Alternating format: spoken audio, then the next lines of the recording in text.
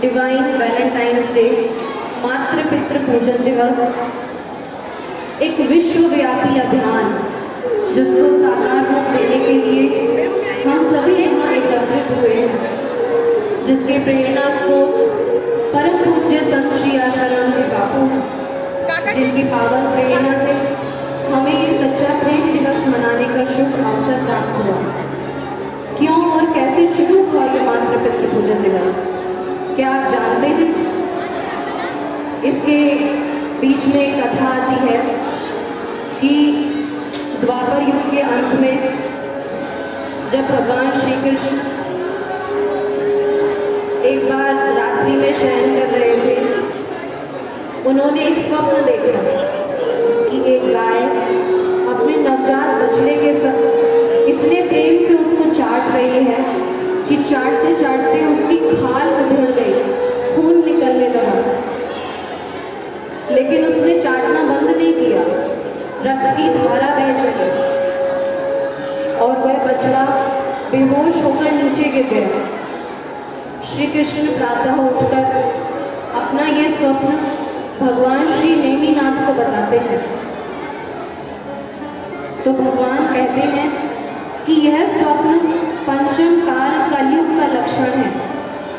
कलयुग में माता पिता अपनी संतान को इतना प्रेम करेंगे, उन्हें सुविधाओं का इतना व्यसनी बना देंगे कि वे उनमें डूबकर अपनी ही हानि कर बैठेंगे। सुविधा भोगी और कुमारगामी बनकर विभिन्न अज्ञानताओं में फंसकर अपने होश गंवा देंगे। आजकल वो भी यही रहा है। माता पिता अपने बच्चों को मोबाइल, बाइक, कार, कपड़े, फैशन की सामग्री और पैसे तो उपलब्ध करा देते हैं। बच्चों का चिंतन इतना विषाक्त हो गया है आज कि वो माता पिता से झूठ बोलना, बातें छिपाना, बड़ों का अपमान करना आदि बड़ी ही सरलता से कर लेते हैं और बहुत सहजता से सीख जाते हैं। याद रखिएगा, संस्कार दिए बिना सुविधाएं देना पतन का कारण है। सुविधाएं अगर अपने बच्चों को नहीं दिए तो हो सकता है कि वो थोड़ी देर रोए, लेकिन अगर संस्कार नहीं दिए तो वो जिंदगी भर रोएंगे। बस इसी सब को देखकर पूज्य बापू जी का हृदय भर आया। सुन के माता पिताओं की पुकार दिल से उठी उनकी आहों की। बापूजी का जब दिल भर आया, उन्होंने एक नया दिवस चलाया जो मातृ पितृ पूजन दिवस मनाया। ऐसे पूज्य गुरुदेव को शत शत प्रणाम, कोटि कोटि प्रणाम। माता पिता और सद्गुरु का उच्च नहीं किसी और का स्थान। माता पिता और सद्गुरु की तुलना इस सृष्टि में किसी और से नहीं की जा सकती। माता पिता अपने जीवन संतान के पालन पोषण में समर्पित कर देते हैं। कहते हैं कि ईश्वर हर घर में अवतरित नहीं हो सकते, इसलिए उन्होंने माता पिता को की रचना की। बच्चों के लिए पिता एक नदी है और माँ उसकी शीतलता है। अगर हम अपनी खाल के जूते भी बनवा कर माता पिता को पहनाएं तो भी उनके ऋण से ऋण नहीं हो सकते। एक बच्चा जो अपने पिता के साथ पतंग उड़ा रहा था छत पर, उसने पतंग का संतुलन अपने पिता के साथ बनाने की बहुत कोशिश करी। पतंग ऊपर जाती, फिर नीचे आ जाती, फिर ऊपर जाती, फिर नीचे आ जाती। आखिरकार बच्चे ने बोला, पिताजी पतंग तो आकाश में उड़ी नहीं रही है, एक काम करिए, इस पतंग को धागे से काट दीजिए ताकि ये पतंग आकाश में खूब ऊंची उड़ जाए। पिता ने बच्चे को कोई उत्तर नहीं दिया और पतंग का धागा चुपचाप काट दिया। पतंग का धागा कटते पतंग थोड़ी देर तो ऊपर तक गई, लेकिन तुरंत वो धरती पे नीचे आकर गिर गई। बच्चे ने देखा कि अरे, धागा कटने के बाद तो पतंग को आकाश में और ऊंचा उड़ना चाहिए था, लेकिन ये पतंग धरती पे कैसे नीचे आके गिर गई।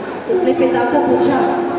पिता ने कहा, बेटा जब तक पतंग धागे से बंधी हुई थी तभी तक उसका संतुलन आकाश में बन सकता था, आकाश में वो ऊंची जा सकती थी। जिस क्षण उसने धागे से वो अलग हुई तो वो जमीन पर आकर नीचे गिर गई। बिल्कुल इसी प्रकार जब तक बच्चों के ऊपर माता पिता का आशीर्वाद है, उनका साथ है, उनके शुभ संकल्प हैं, तभी तक वो बच्चे महान उठ सकते हैं, महानता के ऊंचे परम पद पर पहुंच सकते हैं। जिस क्षण विद्यार्थियों ने, बच्चों ने ये सोचा कि अब तो हम बड़े हो गए, विवाह हो गया, अपने घर गृहस्थी वाले हो गए, अब क्या जरूरत है अपने माता पिता की, उनको वृद्धाश्रम में भेज दो, उनकी अब कोई ज़रूरत नहीं है, ना सेवा करनी है, अब तो ये बोझ बन गए।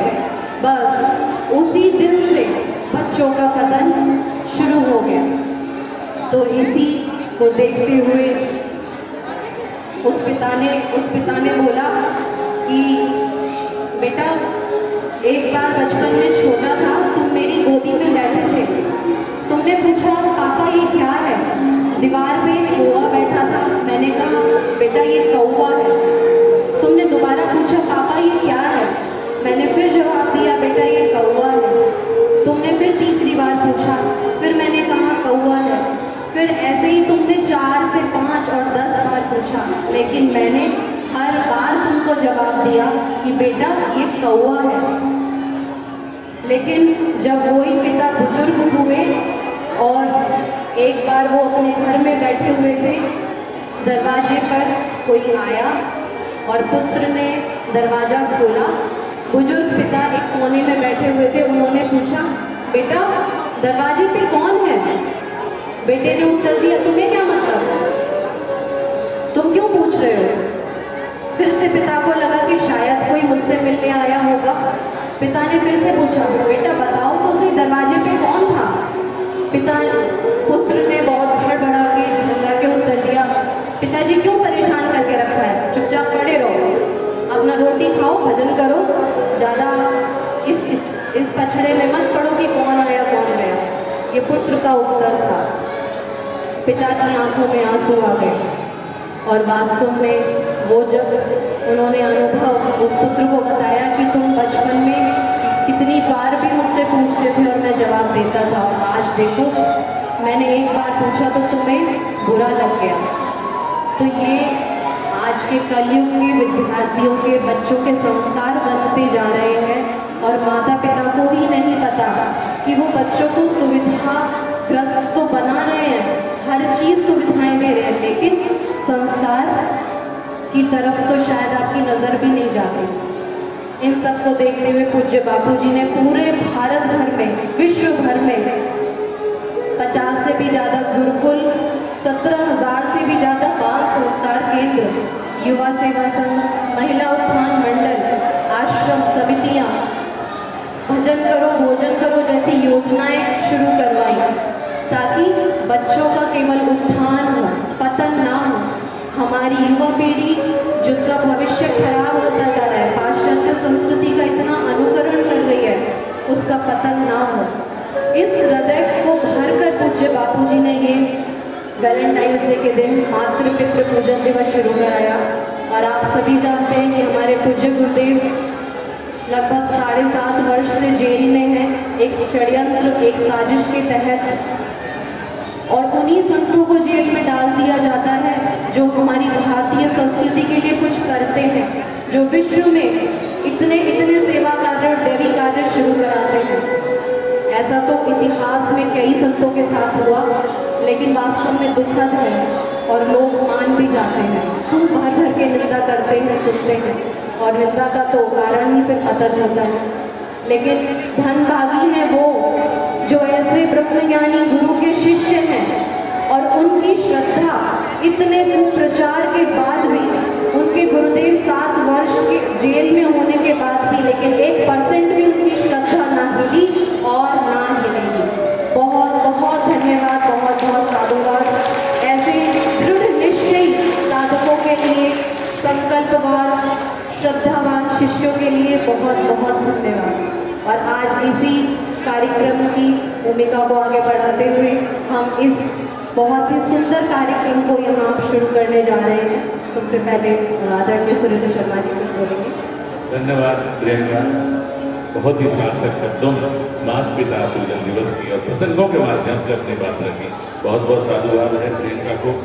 और मैं 4 पंक्तियां बापू जी के लिए कहूँगा, उसके बाद स्वागत सम्मान किया जाएगा हमारे बीच में। और गणमान्य लोग यहाँ पर पधार चुके हैं कि श्वेत वस्त्रधारी ने दिल लूट लिया, श्वेत वस्त्रधारी ने दिल लूट ही लिया, संतों की यारी ने दिल लूट लिया, संतों की यारी ने दिल लूट लिया।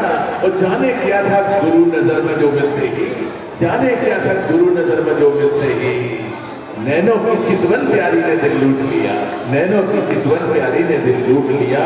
मैंने अभी कहा कि हमारे बीच में इस माता पिता पूजन दिवस समारोह में श्री प्रदीप चौहान जी यहाँ पर पधार चुके हैं, यहाँ पर मौजूद हैं और उस कार्यक्रम का बहुत ही आनंद ले रहे हैं। मैं श्री प्रदीप चौहान जो कि अंतर्राष्ट्रीय हिंदू परिषद उत्तर प्रदेश के महामंत्री हैं, उनका भी अंग वस्त्र के माध्यम से, अंग वस्त्रम के माध्यम से उनका स्वागत सत्कार किया जाएगा। उसके लिए मैं यहाँ पर आश्रम के संचालक श्री चंद्रशेखर त्यागी जी और दूसरे त्यागी जी और श्री नरेंद्र शर्मा जी से निवेदन करूँगा, जो कि समिति के अध्यक्ष हैं, कि उनका अंग वस्त्रम के माध्यम से उनको स्वागत करें। जी हाँ, ताज और आप तालियों से करें। बहुत बहुत शुक्रिया। और हमारे बीच में श्री ध्रुव कुमार मोदी जी, जो कि अधिवक्ता हैं, सर्वोच्च न्यायालय तथा संपादक हैं BBC न्यूज में, स्तंभकार हैं, नियमित रूप से लिखते हैं एशिया टाइम्स में, न्यूयॉर्क टाइम्स में। श्री ध्रुव कुमार मोदी जी का भी मैं निवेदन करूं, उनका भी अंग वस्त्रम के माध्यम से उनका भी स्वागत सत्कार करें। बहुत बहुत शुक्रिया। अपना स्थान ग्रहण करें।